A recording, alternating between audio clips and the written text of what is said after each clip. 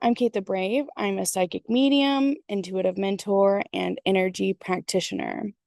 This is a space where we talk about intuition, spiritual work, and what it actually looks like to live this in your real life in a way that is grounded, honest, and practical.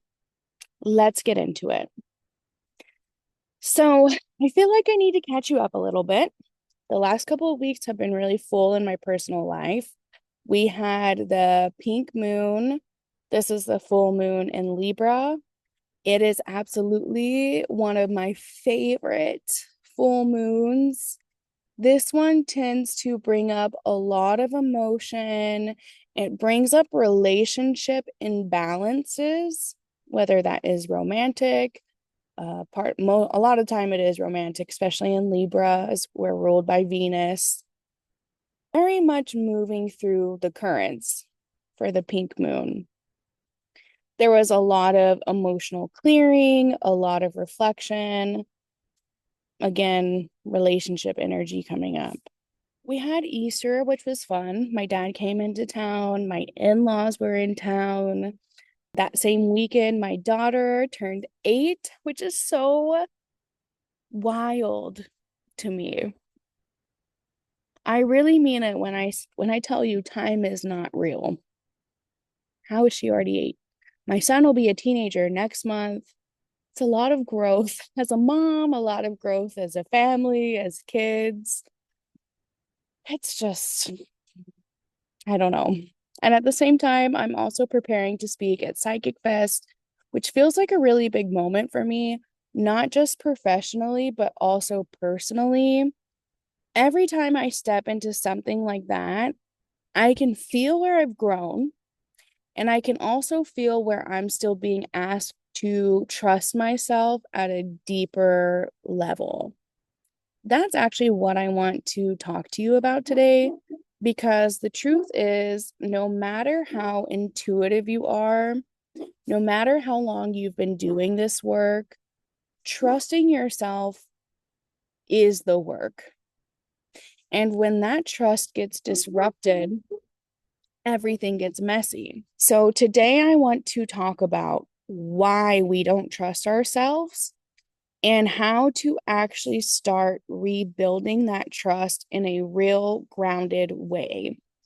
Because most people think they have an intuition problem, but they actually have a self-trust problem, nervous regulation problem, internal things that are happening internally. I want you to think about your intuition like a hose. The information is always flowing, your connection is always there. But the moment you start second guessing yourself, the moment you go, wait, was that real? Did I make that up? What would someone else say about this? You create a kink. And now the water isn't flowing clearly anymore. So it's not that your intuition disappeared, it's that you've disrupted the flow. And the more you do that, the harder it becomes to trust what's actually coming through. Why does this happen? Why does this happen? One of the biggest reasons is we gaslight ourselves. This one is huge. You will receive something clearly, a feeling, a thought, a knowing, and then immediately talk yourself out of it. You'll say things like, yeah, but that's probably not right. I'm overthinking it. I'm just emotional. Meanwhile, that was your intuition. You are literally overriding your own internal signal. And if you do that enough times, your body starts to learn my voice is not safe to listen to. Ugh, that was a hard sentence just to say out loud because your voice should be safe to listen to. That's where the disconnection starts when you're not believing yourself. Think of a time when this happened for you. I can think of one right off the bat, and it has to do with driving. I was driving along the highway. I knew what exit I needed to take, but for some reason, when I passed an earlier exit, I thought to myself, I think I should take this exit. But then I immediately talked myself out of it.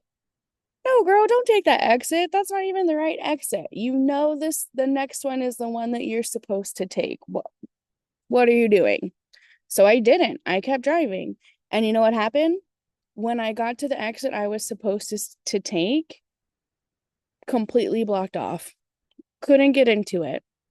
The next exit that I was able to take to turn around added an extra 5 to 6 minutes to my commute, which probably doesn't sound like a lot, but it was in that moment.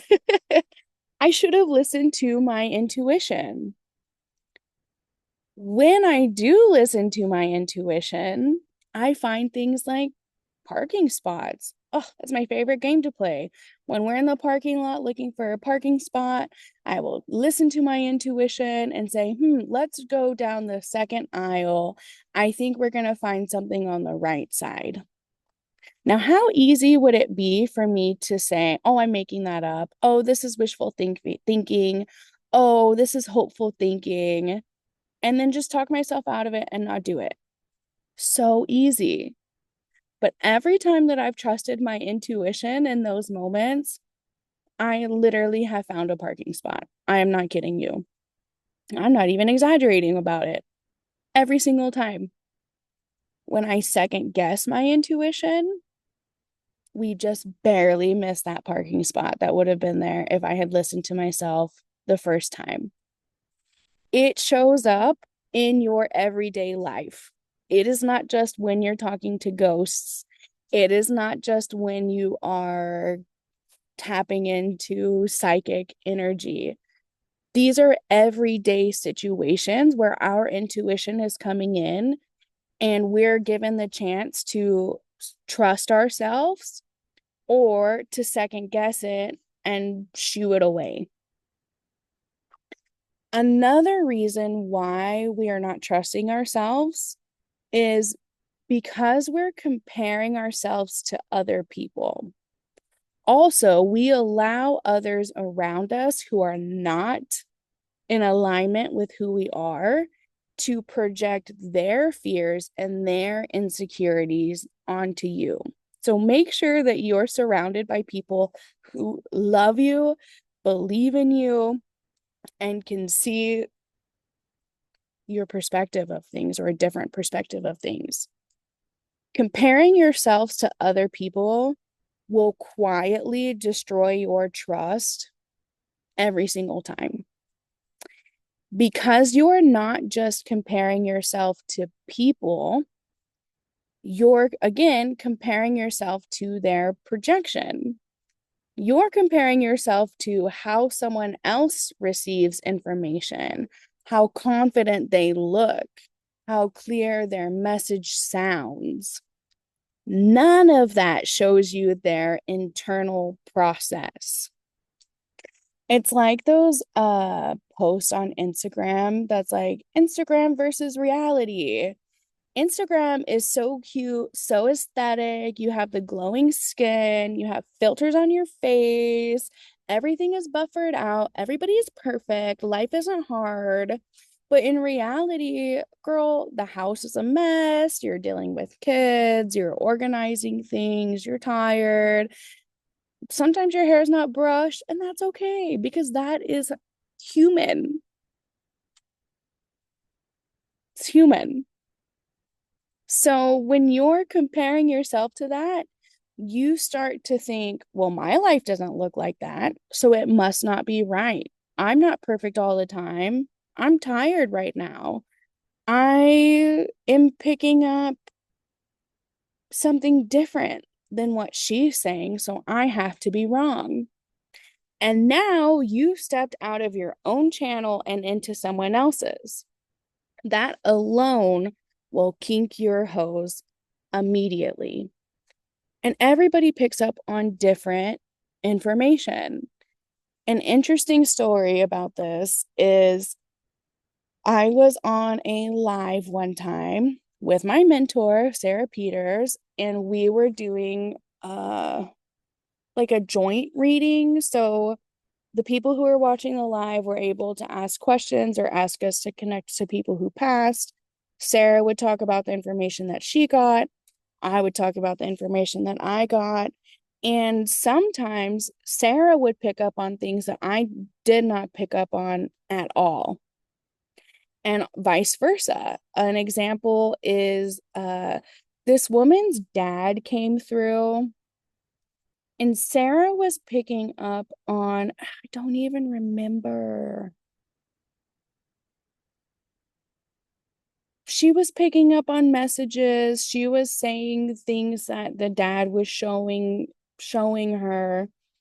And for me, I really picked up on his personality. I kept hearing, "Rawr, rawr, I'm a bear, rawr, I'm a bear," which sounded so random to me. In my brain, it wouldn't have made sense. Why is this person telling me raw, I'm a bear? But I trusted it. I said it out loud, even though Sarah was not receiving the same information. And it turned out that this is exactly the personality that their dad had. He would go around roaring and trying to scare people, but in a lighthearted and fun way.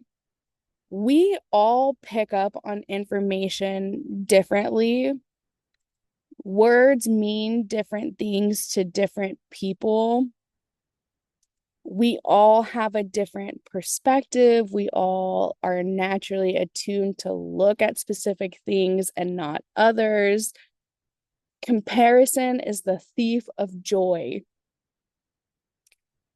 How can we shift these things? How can we trust ourselves? Step one is to ground before you connect. Regulate your nervous system. This is where a lot of people skip. They go straight into, what am I getting? What does this mean? But if your nervous system is dysregulated, your interpretation is going to be off. You might take things defensively.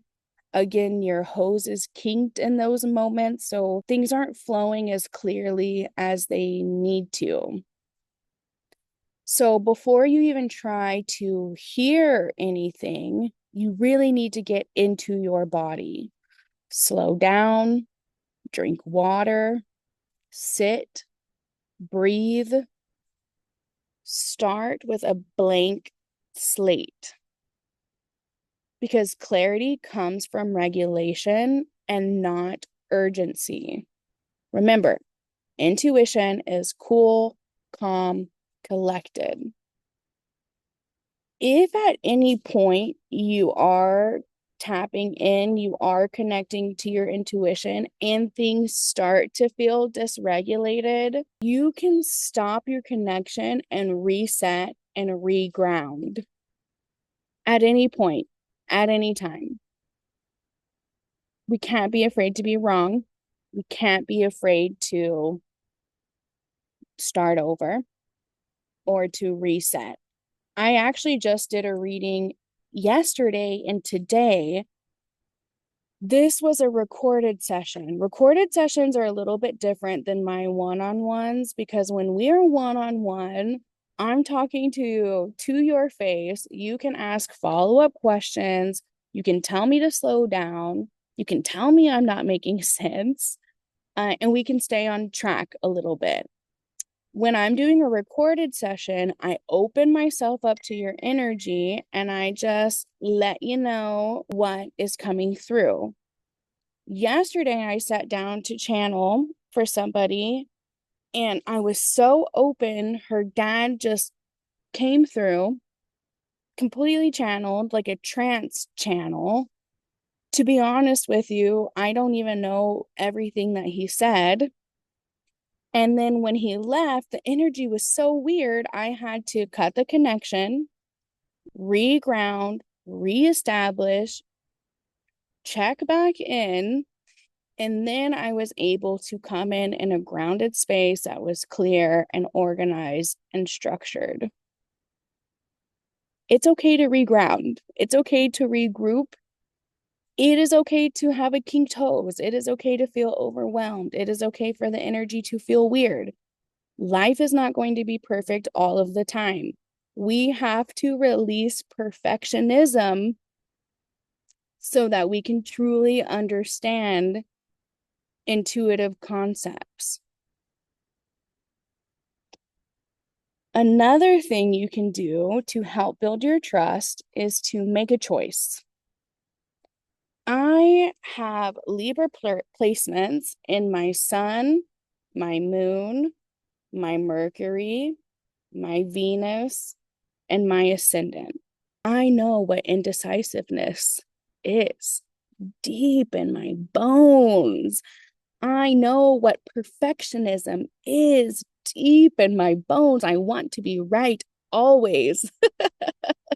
I never want to make the wrong decision. So sometimes I am very indecisive. It does me no good in my intuition, and it does you no good in your intuition. You have to decide, I'm going to trust this, even if it's small, even if it's uncomfortable, even if I'm wrong, because trust is not something you wait for. It's something that you build through action. You build up that validation. You show yourself that you are capable and worthy of being trusted. So trust yourself. Another thing you can do is get a mentor. I've talked about my mentor several times. I probably will continue to talk about her. Getting a mentor changes your life. It can change the trajectory of your life. I would not be where I am without having someone reflect things back to me, not to tell me what's right or wrong, but to help me see myself clearly. Because when you're learning your intuition, you are inside your own experience. And having someone go, hey, that's actually your intuition, that's powerful. It builds evidence, it builds confidence, and confidence, oof, talk about a flowing intuitive hose. Confidence will put that hose on full blast, baby. Get yourself a mentor. The other thing you can do is lean in on your community. This one is kind of tricky because you don't want to lean onto a community that projects their fears, their scarcity, and their limited beliefs onto you. You want to put yourself in the middle of a community that encourages you to rise, is open to your perspective, and aligned with you. It can feel tricky finding the right community because too many opinions can throw you off. But there's something really important about saying things out loud, processing, being witnessed, coming together. It's not for validation. Sometimes it is for validation, but it's mostly for clarity, practice. Lean on your community. Find a community that works for you. And let yourself be wrong. This is the secret weapon. This is the unlock. If you can sit with, I might not get this perfect, and that's okay, you will move so much faster because now you're actually in the process. I still get things wrong, and that is okay. I think that's my mantra, and that's okay. Because at the end of the day, your intuition is not something outside of you that you have to go find. It's already there. The work is removing everything that's telling you not to trust it. So if things feel confusing right now, if you feel like your intuition is off, I want you to take a look at where you might be second guessing, overriding, comparing, or trying to be perfect. Because that's where your clarity is getting disrupted. If this epi- if this episode resonated with you, this is exactly the kind of work we go deeper into inside my Patreon. That's where I break things down, we practice, and you actually get to build this in a supported way. You can find that in the show notes, and I will talk to you in the next episode. Thanks for being here. Love you. Bye.